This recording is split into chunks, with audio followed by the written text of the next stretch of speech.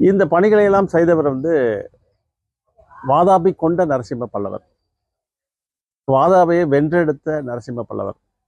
இப்போ நம்ம வந்து உங்களையெல்லாம் நான் வந்து இந்த 7ஆம் நூற்றாண்டில் நாம் வசிப்பதாக நான் வந்து நினச்சிட்டு தான் உங்கள்கிட்ட பேசுகிறேன். இப்போ இந்த வாதாபி கொண்ட நரசிம்ம பல்லவன் வாதாபியை வேண்டுமானால் வென்றிருக்கலாம். ஆனால் இன்றும் மக்கள் மனதை வென்றவர் இந்த வாதாபி கொண்ட நரசிம்மர் என்பதை நான் வந்து ரொம்ப அழுத்தமாக சொல்லிக்கிறேன். இன்னைக்கும் பார்ப்பவர் ஒவ்வொருடைய மனத்தையும் வெற்றி கொண்டே இருப்பவர் தான் இன்வின்சிபிள் வாதாபி கொண்ட நரசிம்ம பல்லவர் அப்படிங்கிறது நம்ம எல்லாரும் கொஞ்சம் உற்று நோக்கணும். இப்போ நம்ம இங்கே வந்திருக்கிற இடம் வந்து பைரத்தாஸ்.